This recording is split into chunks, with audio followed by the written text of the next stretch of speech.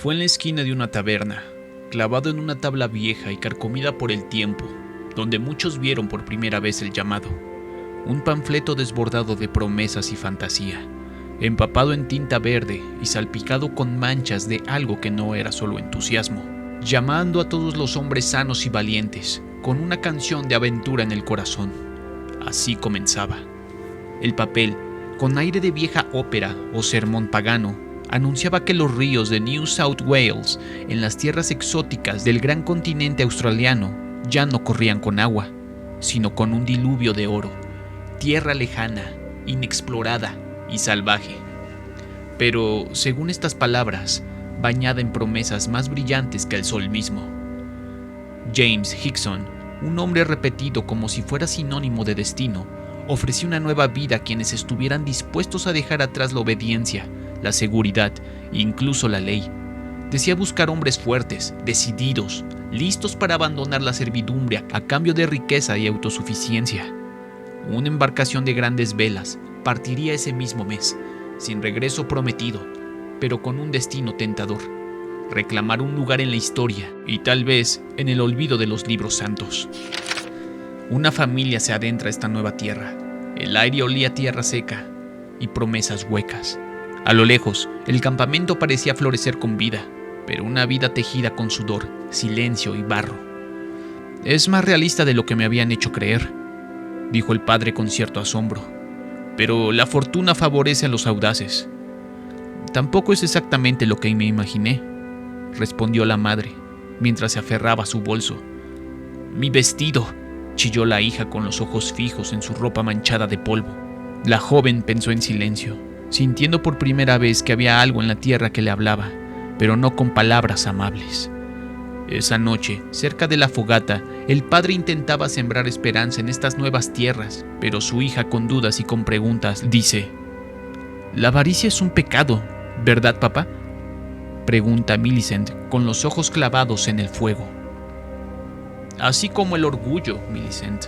Guarda silencio unos meses más mientras la diligencia de tu padre da frutos, dijo su madre con dureza, sin mirarla. De pronto, una luz cruzó el cielo, verde, intensa, real. Una señal del cielo. Eso cayó sobre mi terreno. Sí, debo ir. Dios provee, añade la madre. A la mañana siguiente, el mundo de Millicent se quiebra. Normalmente, si un hombre muere trabajando para la compañía, Big Jim acomoda a su familia. Pero esta vez no será el caso. Es un buen hombre, señorita. Trabajará con usted, comenta el señor Phillips, uno de los capataces del lugar. Dios nos salve, comenta la madre al recibir la noticia. La inocencia se volvió un lujo. El tiempo apretaba como el corsé que su madre le colocaba en silencio. Está apretado. Te salvará la vida, Millie. ¿Vendar mi pecho? ¿Por qué no podemos simplemente irnos? Pero ya no había salida. El tiempo pasaba y ambas mujeres debían sobrevivir de alguna manera. No se lo digas a nadie. Si ganamos suficiente, podremos pagar el pasaje de regreso. ¿Sacaste ese dinero de la Casa Roja, verdad?, pregunta Millie. No importa de dónde vino. Nunca le digas a nadie sobre esto. Y reza, Millie, reza. El destino fue cruel. La madre murió. El capataz dio la noticia como quien comenta el clima. Mis condolencias por tu madre. Los accidentes suceden aquí. Qué triste. Pero le debía dinero a Big Jim. Alguien tomó mi dinero, responde Millie, mientras ve un gran hoyo en el lugar donde se supone que el dinero que guardaba su madre estaba enterrado. Bueno, haz más, comenta el capataz. Para Millie, sentir la presencia del Señor en este lugar era imposible. Y así, en las tierras prometidas, Millicent aprendía a pagar una deuda que jamás había contraído. Pero el demonio estaba en todas partes. En los rincones, en los silencios, en las miradas que se arrastraban como serpientes entre las sombras. Y ahora, también en la mirada de Millicent, que, de pie frente al espejo, se sentía más expuesta que nunca. No me gusta esto.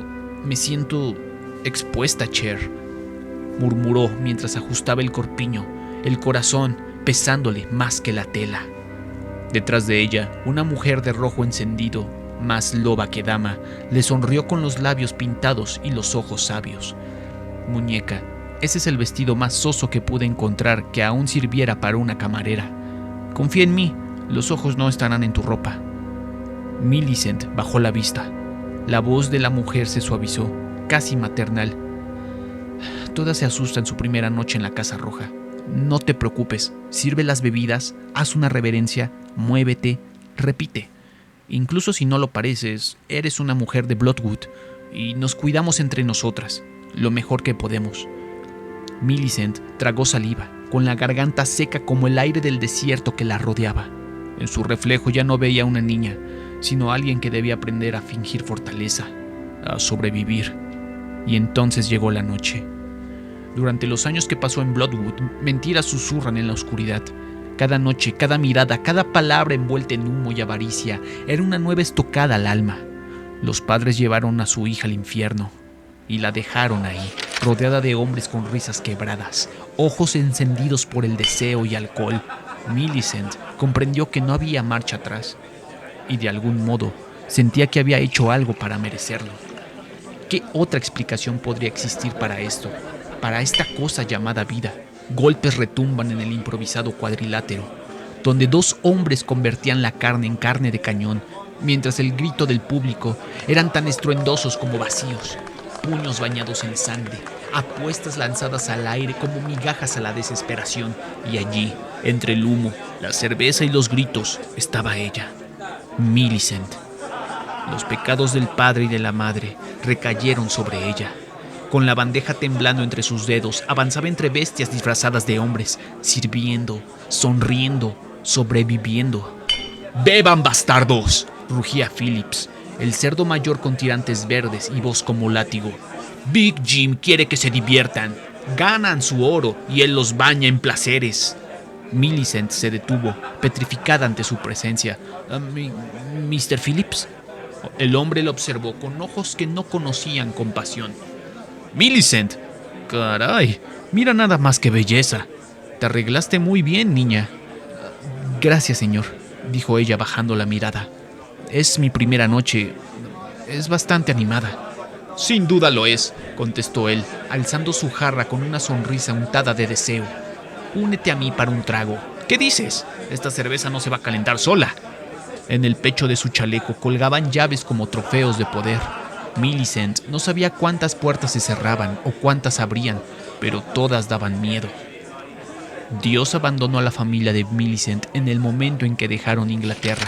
El diablo trabaja mejor cuando nos dice la verdad. Y entonces la ira creció dentro de ella, una rabia silenciosa dirigida no solo a su madre o a su padre, sino al mismísimo Señor. «Estás por ver un verdadero espectáculo, muchachita», gruñó Phillips con su aliento alcohólico con carne vieja, mientras sus dedos rechonchos se aferraban a su jarra y a su brazo con la misma rudeza. Su placa en la puerta lo decía todo: Phillips, socio gerente y guardián del Lucky Boy. Señaló el escenario con un entusiasmo pueril. Loki estará en el escenario esta noche. ¡Mira! ¡Mira! Y yo miré, aunque deseaba mirar a otro lado. Miré. Aullidos, ladridos rabiosos y cadenas tensas. Los perros estaban hambrientos de sangre, el público también. En un rincón del escenario, una jaula comenzaba a abrirse. Los gritos del público eran una mezcla de excitación salvaje y morboso fervor. Pero cuando los susurros en la mente de Millicent se disipan, recordaba algo que decía su pastor. Dios no necesita probar a los débiles. Él ya conoce sus debilidades. La jaula se abría lentamente. Algo se arrastraba adentro. Algo que no debía existir. Algo que no era de este mundo. Y mientras esa criatura se preparaba para entrar en la arena, Millicent comprendía que Bloodwood no solo era un infierno, era un altar. Un altar donde la humanidad se sacrificaba a sí misma noche tras noche. Y entonces la jaula crujió. El metal gimió como si anticipara la blasfemia que estaba a punto de liberar. Y de entre las sombras emergió aquello, algo inhumano. Vestía el uniforme de un trabajador, pero su carne estaba cubierta de cicatrices, su columna encorvada como la de una bestia, y de su rostro colgaban colmillos deformes bajo una piel curtida por el dolor. Sus ojos no buscaban piedad, ni siquiera buscaban libertad, solo quería sobrevivir una noche más. Las cadenas colgaban pesadas, pero no para detenerlo, eran meramente decorativas, un acto, una farsa. El público rugía, los perros gruñían y ella no podía apartar la mirada. Dios prueba a los fuertes para ver de qué son capaces. Eso decían, eso repetían, y en ese instante supo algo con claridad aterradora. Está en el infierno, pero no llegó aquí por accidente. Fue enviada por una razón. Él no luchaba solo por escapar, no. En su interior ardía un fuego más antiguo que el dolor, un impulso ancestral, algo que iba más allá de la supervivencia. Con un rugido que heló la sangre, el primero de los perros fue arrancado del suelo. El segundo ni siquiera tuvo tiempo de lanzar un aullido. Y para cuando el tercero se abalanzó, las cadenas ya eran una extensión de su rabia. Desde las gradas, nadie gritaba por compasión. Los hombres miraban embriagados de violencia, incapaces de comprender que estaban presenciando el juicio de su propio mundo. Y ella, Millicent, con los ojos abiertos como cuchillas, lo entendió todo de golpe. Él no solo luchaba por su vida, luchaba para demostrarse a sí mismo que merecía existir. Mientras la sangre goteaba de su puño, el monstruo avanzaba, no con furia, sino con propósito, usando todos los dones que el Señor había tenido bien a concederle. Y mientras el monstruo derramaba sangre en nombre de su libertad, en las sombras más profundas del infierno terrenal que era Bloodwood, el verdadero demonio aguardaba sentado en su trono. No era un trono de oro, ni de poder, sino uno hecho de carne, de manos humanas, de cuerpos perdidos, una montaña de muerte amasada por años de codicia y crueldad, sobre la cual él se alzaba como rey impío. El brazo en su puño no era una herramienta, era un símbolo, el poder de perforar cuerpos, tierras y voluntades. Quemaré este infierno terrenal, pensó Millicent. Mataré al diablo en mi camino de salida. Y entonces, solo entonces, seré digno de su amor. Un juramento o tal vez una condena.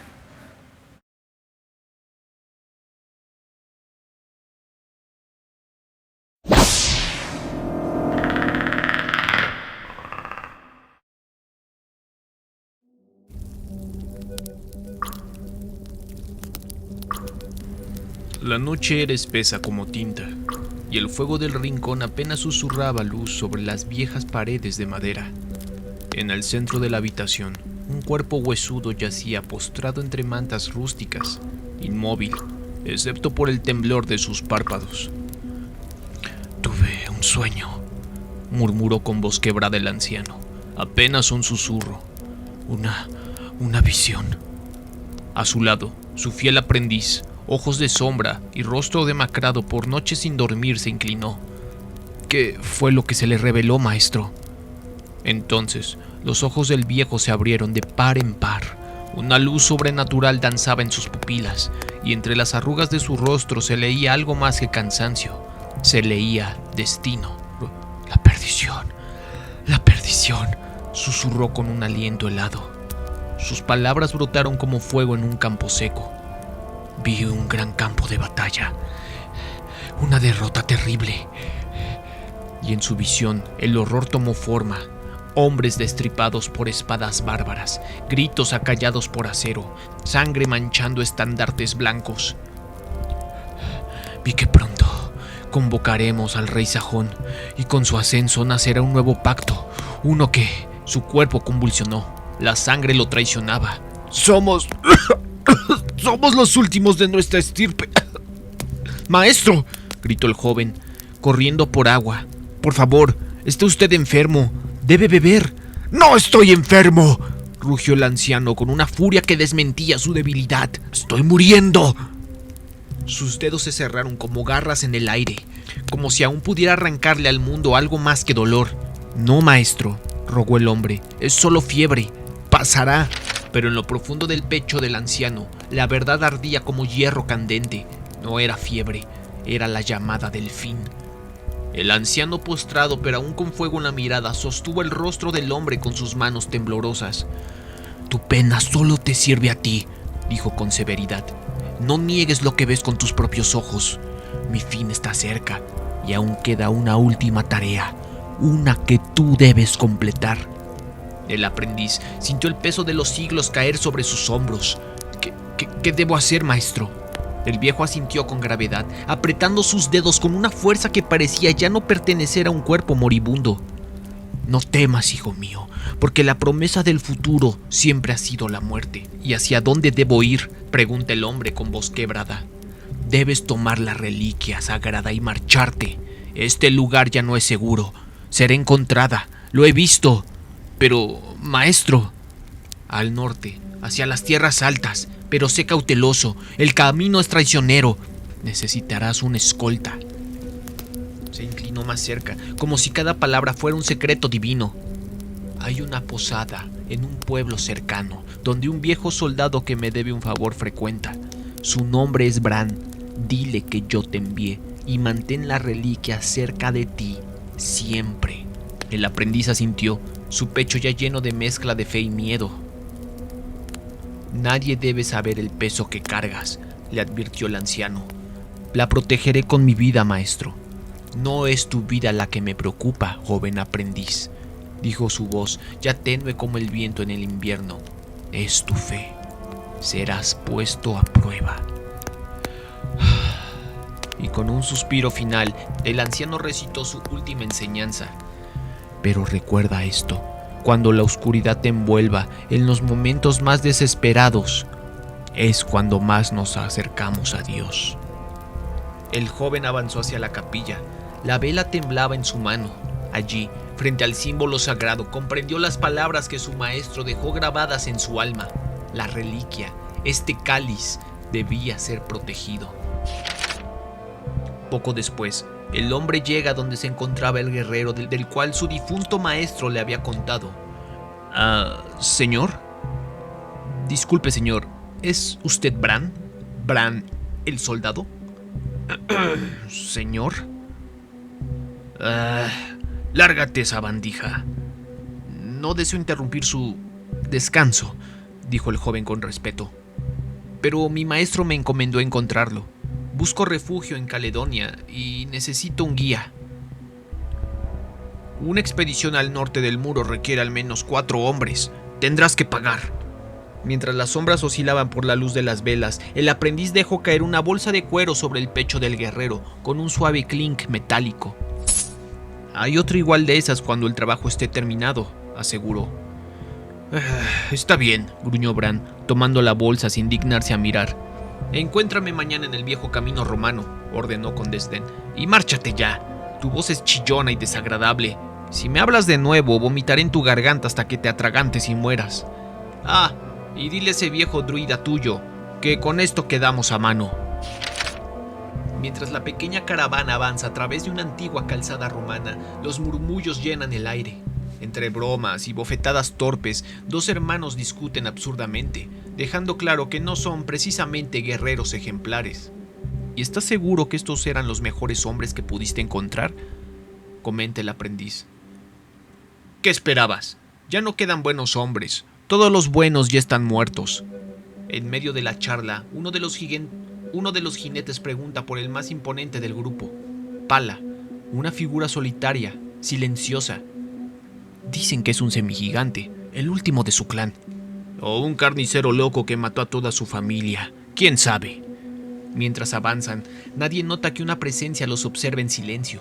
Desde los árboles, unos ojos verdes invisibles los siguen, acechando entre sombras. El cazador no hace ruido, pero su mirada es como un filo oculto, esperando el momento de cortar. Pensé que toda la guerra era en el sur, pregunta uno deteniéndose. Lo es, responde otro, con la mirada fija en algo perturbador. Frente a ellos, colgado de un árbol, un cadáver mutilado tiembla al viento. Un hombre. O al menos lo fue. ¡Bájenlo!, ordena uno de los soldados, antes de que los lobos lo huelan. Esa noche, el grupo acampó bajo un cielo silencioso, demasiado silencioso. Las llamas crepitaban, pero las palabras flotaban como cuchillos. ¿Creen que eso fue obra de los sajones?, preguntó uno, su voz baja, temerosa. Ninguna hoja sajona pudo haber hecho eso, respondió otro. Ni siquiera los bárbaros del norte. Yo no sé qué fue, pero sí sé qué fue, dijo el más sombrío, mientras el fuego bailaba en sus ojos. ¿Qué cosa? Una advertencia. ¿De qué?, preguntaron. ¿De quién lo mató odia la piel? ¡Oh, le encanta! Rió uno de los soldados, nervioso, pero otro no bromeaba. Yo digo que mejor no averigüemos cuál es la respuesta. Uno del grupo inspeccionaba la escena, aún con el recuerdo grabado. Lo curioso es que su ropa estaba quemada, pero con una precisión inhumana. No era fuego salvaje, no era algo que un hombre pudiera hacer. Porque ningún hombre lo hizo, sentenció una voz ronca entre las sombras. Un silencio se hizo presente. En Mildea se cuentan historias. Historias de demonios que caminan sobre la tierra. Demonios que se llevan los huesos de los hombres como trofeos. Y mientras las llamas chisporroteaban, 3 puntos rojos se encendieron en su frente. Las palabras apenas se habían enfriado en el aire cuando la muerte descendió sin aviso. Una cabeza explotó en una nube de sangre, como si el mismo aire se hubiese vuelto filo. ¿De dónde demonios vino eso?, gritó uno de los hombres, con la espada temblando en su mano. No lo sé. ¡Arriba! ¡Tenemos que movernos rápido! Pero no hubo tiempo. Otro corte invisible. Otro hombre se desplomó, su cuello abierto de lado a lado. No vieron venir nada, solo sangre, solo muerte. El zumbido infernal de algo que no pertenecía a este mundo cruzó los árboles. Algo no humano. Algo que cazaba desde las sombras. Una máquina letal, un mensajero de pesadilla. Uno de los soldados apenas tuvo tiempo de voltear antes de que su garganta se abriera como papel mojado. Y en medio del caos, el joven mensajero del viejo maestro cayó al suelo, paralizado, con los ojos desorbitados, jadeando. ¡Ah!, soltó mientras la sombra del cazador lo cubría. Y entonces surgió de entre las sombras una figura infernal, un guerrero, un demonio. Su armadura brillaba con el reflejo de las llamas. Sus ojos, 2 brasas frías, analizaban cada movimiento. Majestuoso, mortal, imparable. El joven aprendiz cayó de rodillas temblando. ¡Dios mío! ¡Al suelo!, gritó alguien, pero ya era tarde. El cazador se lanzó. Una hoja de energía cortó el aire, seguida de un grito de guerra desesperado. Un guerrero valiente se interpuso, espada en alto, rugiendo como un león acorralado. El metal chocó con el metal demoníaco. ¿Qué esperas? ¡Corre!, gritó uno de ellos, viendo cómo el valiente era partido en 2. La sangre salpicó como lluvia roja y el grito desgarró la noche. ¡Ah! El joven aprendiz corrió, el terror ahogándole el alma, el corazón golpeándolo como tambor de guerra. Padre Celestial, protégeme. Las sombras tras él rugían. La caza apenas había comenzado. Perdóname, Señor, porque he pecado. Por tanto tiempo he vivido dominado por el miedo y toda mi existencia ha sido testigo de mi cobardía. Pero esta noche, mi última noche, no vengo a suplicar por clemencia, ni a rogar por salvación.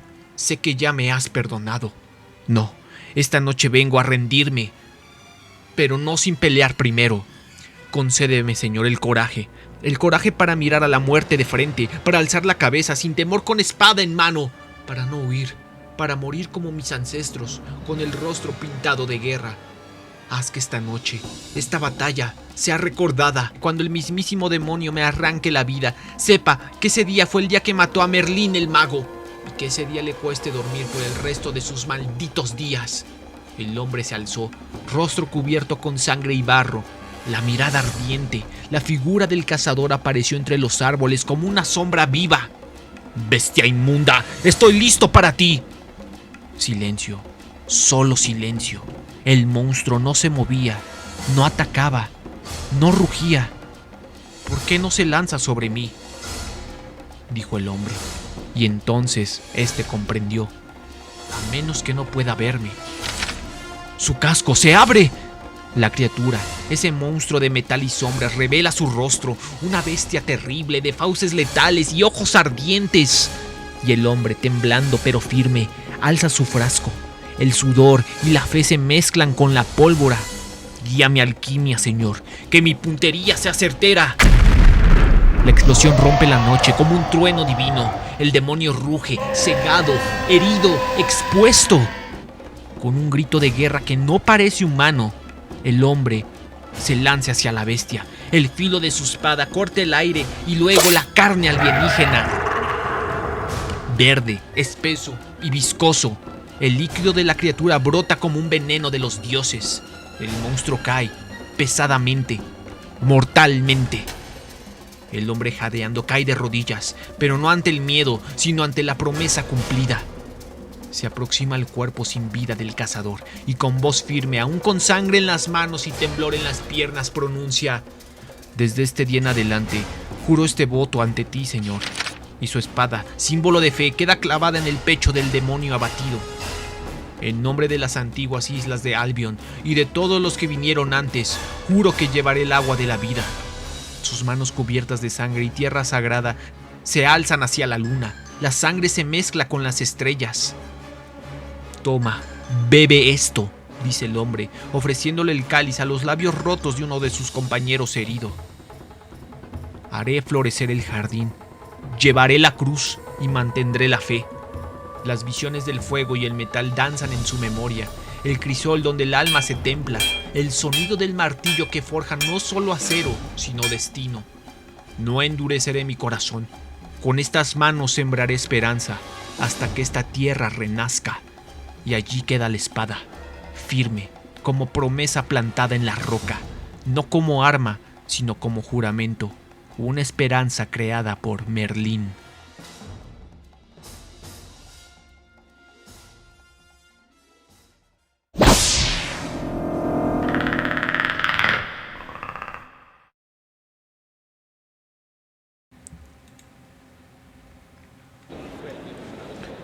El enorme cartel colgaba con orgullo sobre la entrada principal.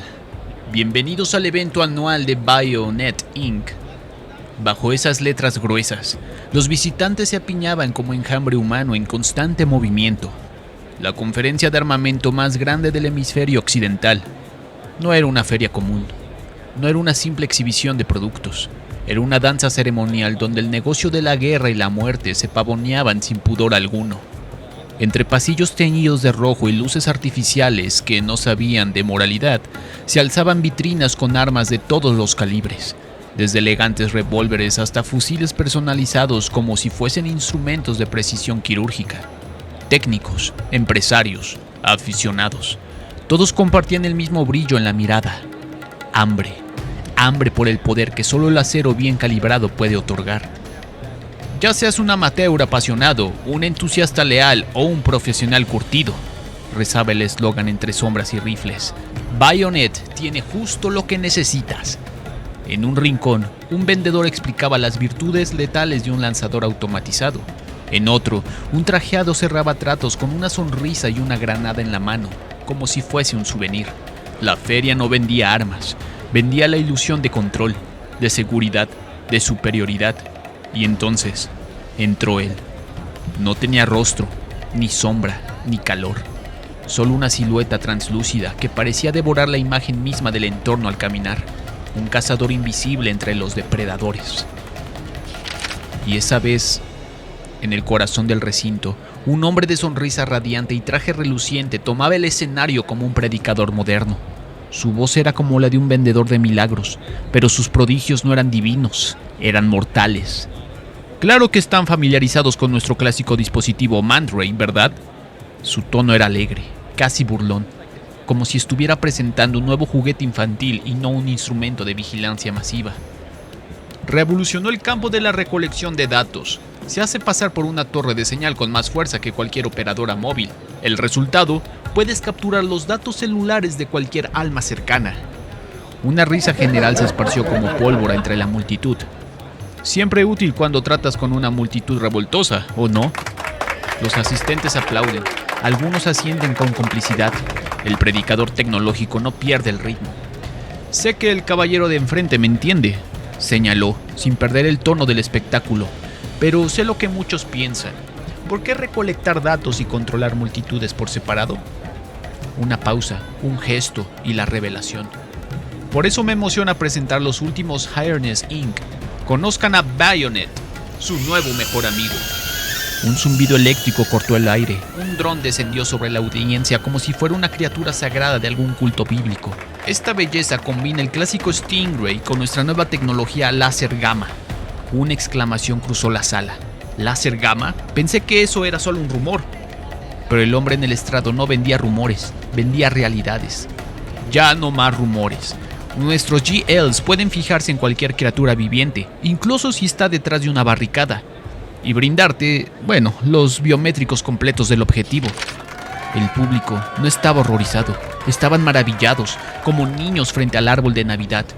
Y la muerte, invisible entre ellos, simplemente observa. Pueden correr, pero no pueden esconderse de Bayonet, anunció el presentador con una sonrisa tan afilada como los productos que vendía. No cuando podemos fijarnos en la señal celular de un solo objetivo y simultáneamente identificar la biometría de todos sus amiguitos. Un zumbido de expectación se propagó entre la audiencia. No era miedo, era entusiasmo. Solo se necesita un teléfono celular en la multitud y podemos obtener los datos de 100 personas. ¿Quieren una demostración? Una explosión de manos levantadas como si se tratase de un concurso de televisión. Las sombras celebran, la muerte sonreía. Tranquilos, dijo como un buen anfitrión. Esto está en modo demo, sus celulares están a salvo. Y mientras el zumbido del dron flotaba sobre sus cabezas, la red verde de escaneo se activó. Bayonet se conectará con este teléfono de prueba y luego me dará la biometría de todos en un radio de 15 metros. En la pantalla, la silueta de un cuerpo apareció, verde y luminosa, altura 5.7, peso 231. ¿Quién mide 5 pies y pesa 231 libras? Risas, una mano alzada. ¡Ese soy yo! Pero en la pantalla, una figura inmensa comenzaba a formarse. 8 pies de alto, 600 libras. ¿Y quién de ustedes es...? Oh, el presentador tragó saliva. Vaya. No se preocupen, amigos. Intento bromear, sudando bajo los focos. Los programadores solo dejaron una pequeña broma en el modo demo. Pero lo que se alzaba en la pantalla no era ninguna broma, era real y venía por ellos. Una figura imposible, oculta entre las sombras digitales. Un depredador que no necesitaba anuncios para vender su muerte. La figura espectral emergió de la maraña digital, verde, titilante, imponente. Sus líneas de camuflaje estallaban en descargas estáticas mientras tomaba forma entre los humanos sorprendidos. Nada de qué preocuparse, amigos, balbuceó el presentador con una sonrisa rota. Pero no era una broma, no era parte del espectáculo, era real y estaba armado. El Yautja se levantó, majestuoso y despiadado. Su armadura brillaba con una energía alienígena. Su respiración era como el zumbido de una tormenta atrapada en una jaula. Y entonces, el contacto. Una mano enorme, envuelta en placas de guerra, sujetó al orador por el cuello con precisión quirúrgica. No fue furia, fue desprecio. El cuerpo del presentador temblaba, no de resistencia, sino de rendición absoluta. No gritaba, no luchaba, solo miraba. Y para el depredador eso no lo hacía digno de morir con honor. No merecía la muerte de un guerrero. El cuerpo sin vida del presentador echó un charco de vísceras y arrogancia. Yacía en el suelo. Si no hubiera apuntado su arma hacia él, quizás seguiría respirando. El depredador se alejaba sin prisa, su silueta aún chispeando con restos del camuflaje sobre él. El dron zumbaba, testigo imponente del juicio que acababa de presenciar. Seguramente será una excepción, un caso aislado. Después de todo, este lugar está lleno de guerreros deseosos de pelear. Te juro que haré la verificación de antecedentes luego. Solo dame uno de esos rifles. No puedo, no se puede. Pero la súplica humana no era más que ruido. El cazador analizaba, observaba, evaluaba. ¿No lo viste? Esa cosa despedazó al tipo de Bayonet. Era enorme. ¿Tan enorme? ¡Sí! El Yautja se acercó más. Los humanos discutían, compraban armas, intentaban entender lo incomprensible. Ninguno parece digno de una verdadera cacería. Y sin embargo, uno de ellos se armó, tembloroso, jadeante, pero con los dedos firmes sobre el gatillo. Pero ese guerrero está armado. Está presentando una amenaza, y una amenaza es una invitación, una promesa de combate honorable. Tal vez, solo tal vez, ese insignificante humano sorprenda al Yautja con su valor. Un disparo atraviesa el rostro del hombre armado antes de que pueda apretar el gatillo. Su cuerpo cae como un trapo sin alma, mientras el depredador se alza frente a él como una sentencia de muerte. En otra esquina, un cobarde se escuda tras un rehén. «Quédate quieta, cariño, necesito un escudo». susurra con voz temblorosa, la desesperación disfrazada de control. Una mujer se arrodilla junto al cuerpo de un guardia sabiendo que ya nada se puede hacer. La muerte pasa a su lado, implacable, sin mirar atrás. Un joven con visor de realidad virtual se mueve torpemente, ignorante del caos real que lo rodea. La criatura lo observa, no con odio, no con rabia, solo con el juicio frío del cazador. El dron zumba en lo alto, observa, transmite, y aún así es inútil. Una silueta sube las escaleras, dejando atrás otro cuerpo ensangrentado. Una camiseta geek, unos lentes de realidad virtual y un pecho abierto como papel rasgado. El cazador sigue su paso, los indignos caen, la caza aún no ha terminado. Y el combate se presenta una y otra vez. Rostros desencajados, dedos apretando gatillos, pistolas, rifles, gritos. Una sinfonía descompuesta de desesperación. El Yautja no busca víctimas, busca oponentes, pero estos humanos no entienden la diferencia. No hay honor en sus ataques, solo miedo en sus ojos, no hay fuego, solo reflejos de su inminente final.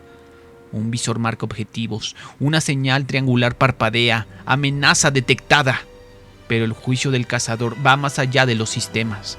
Un proyectil verde corta el aire, otro intento inútil de derribar a lo inevitable, ni uno solo. Demasiado débiles, demasiado desesperados, demasiado humanos. Muy bien. Ellos tendrán su pelea. Su mandíbula se abre como una sentencia. El depredador revela su verdadero rostro, no como advertencia, sino como juicio. Ojos encendidos por siglos de cacerías, colmillos afilados por generaciones de honor. Pero no habrá victoria hoy, porque para vencer, el oponente debe ser digno. Y estos humanos no son más que ruido con armas. No hay palabras, solo caos enmarcado.